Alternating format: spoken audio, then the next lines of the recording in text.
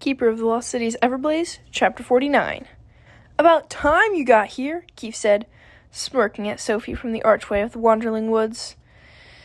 And it looks like we have a chaperone. What kind of lame party is this? One where you both will be coming home alive, and without any broken bones, Sandor said, sniffing the air and scanning the trees around them. But Sophie didn't have any broken bones last time. Wait, does this mean Gigantor's starting to care about me? Should we hug it out? He held out his arms. Sandor shoved past him. Stay behind me, and keep in mind that Miss Foster is and always will be my first priority. Mine too, Keith said, as he fell in step behind Sophie. As soon as they crossed into the woods, Sandor strayed off the regular path, cutting through the grassy knolls that looked far less tranquil, covered in shadows. The wanderlings had hidden their flowers and leaves, turning the trees into a forest of skeletons, and the silence felt different in the twilight, sharper and colder, like the woods was holding its breath, waiting to pounce. Relax, Foster, Keith said, taking her hand, and then immediately dropping it. Sheesh! Keep up with that kind of worrying, and you're going to make us both hurl. Plus, that clenched jaw thing you're doing makes you look like an angry chipmunk.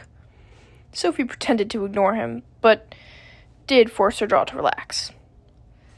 Did your parents give you a hard time about coming tonight? She asked, needing to break the eerie silence.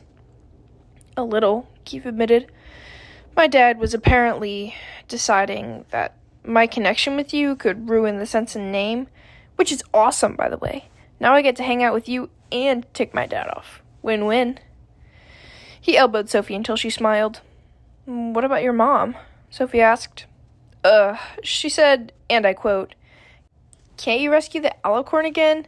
It's been nice actually having a son I can brag about. He mimicked Lady Gisella's voice perfectly, which made the words sound much more awful. Sophie reached for his hand. I'm sorry. Keith shrugged. Several seconds passed before he added, My dad did make sure I wore a cape to keep warm, so I guess that counts as worrying about me. Maybe? Definitely, Sophie agreed, with as much enthusiasm as she could muster. Yeah, though, of course, my mom told me I fastened it too loosely and insisted I repin it. Twice. Now, it looked tight enough to choke him, and his sensing crest was digging into his chin. Sophie squeezed his hand harder. They walked the rest of the way in silence, their breaths turning to huffs as the ground became steeper and steeper. Cold sweat dripping down Sophie's back as they crested the hill. But it was worth the climb when she spotted her wanderling. Dangling from the thin, fragile branch was a small, twinkling bottle strung with a silver satin ribbon. Sandor shoved Keith and Sophie behind him as he sniffed the air. And then the fragile vial. Then he slowly untied the ribbon and offered it to Sophie. It appears to be safe, but I would not advise opening it. I don't think we need to, she said, lifting the bottle to study it against the night sky. The blue glow was filled with tiny flecks of darkness and shimmer, all of which swirled like glitter in a snow globe, and when she traced her fingers along the cold, damp glass, the memory finally triggered. This is light from Luciliant. It's one of the unmapped stars. Okay, Keith said, leaning closer to the bottle. That explains why it looks so freaky. Any idea what we do with it? Or is it just like a fun souvenir we get to keep from tonight's daring journey? Actually, I'm pretty sure the journey's just getting started. She pulled back her sleeve and removed her charm bracelet, holding it up to the black swan charm. Magcidian can also serve as a leaping crystal, and I've seen it work differently with different kinds of light. I'm betting they want us to use the glow from this Luciliant to leap to the real meeting place. Keith grinned. Cute and smart. No wonder Dex gave you a ring. Sophie hid behind her hair. You ready? I should go first, Sandor decided. You can't leap without one of us, Sophie reminded him. And even if you could, you might not be able to come back here. We don't know how this is going to work. Then perhaps we shouldn't go, Sandor argued. "Oh, come on. Where's your sense of adventure?" Keith asked. "It is overshadowed by my sense of responsibility. My job is to bring you home safe." "There you go, caring about me again," Keith said with a grin. "But come on. You know we need to find out what the Black Swan is up to. That's why we came here."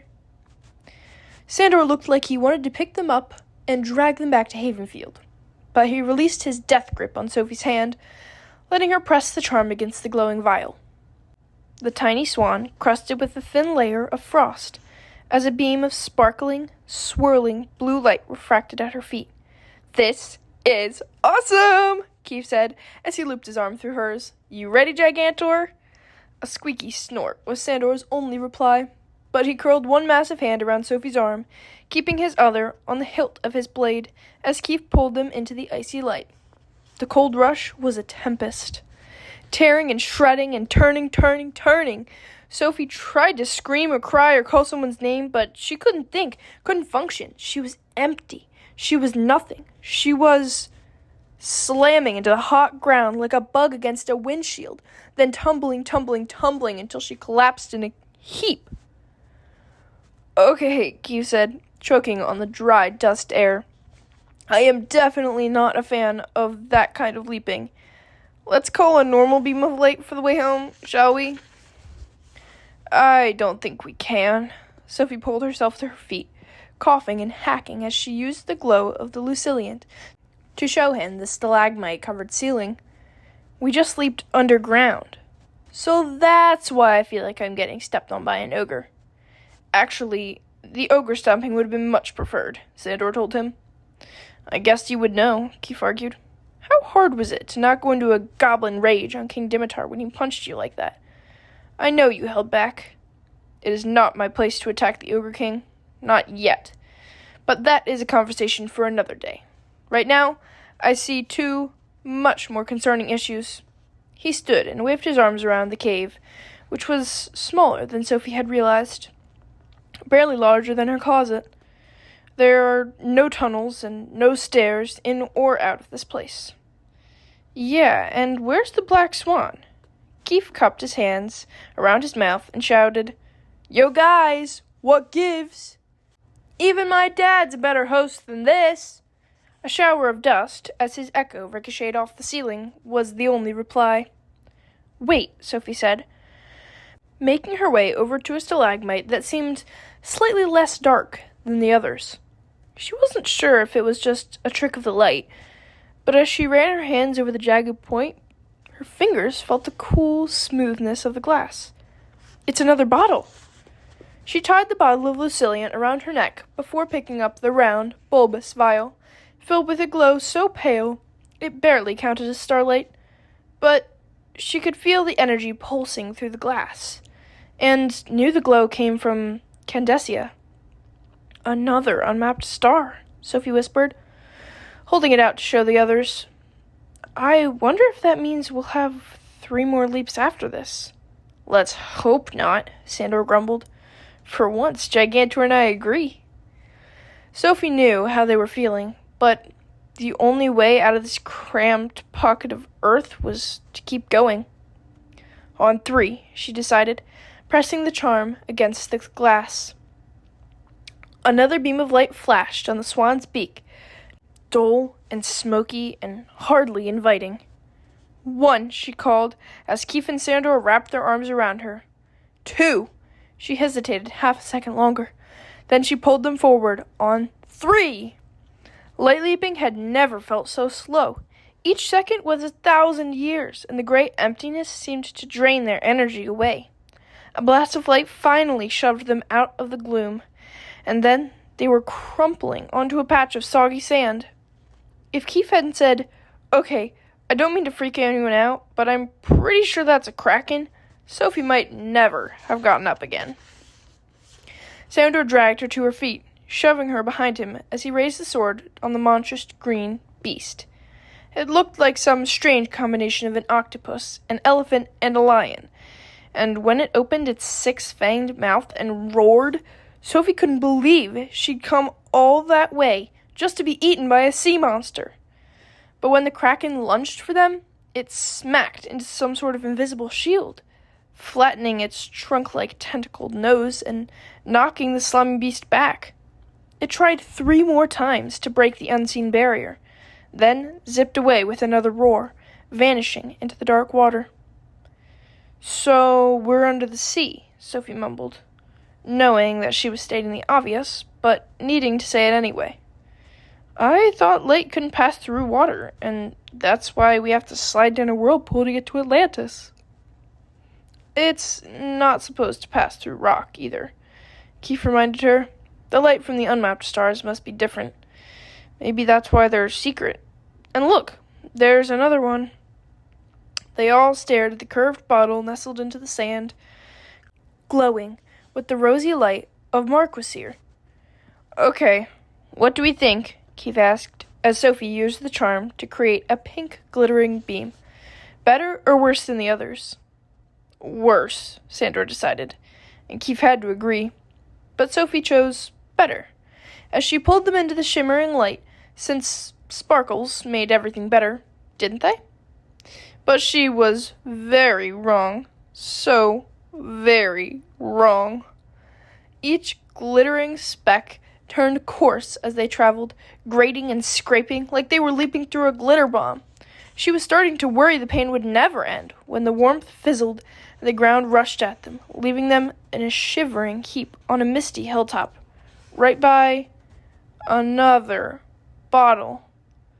"Phosphorin," Sophie mumbled, as she tied it around her neck with the others. The swirling, opalescent light was a sensory overload of color and motion, and the leap was a non-stop roller coaster of spinning and dipping and swerving. Sophie was sure she would have hurled all over the neon colors if her stomach hadn't been broken and scattered into a million pieces. And when they finally collapsed onto hard, frosty ground, it took several seconds before her eyes could focus on the stretch of empty tundra.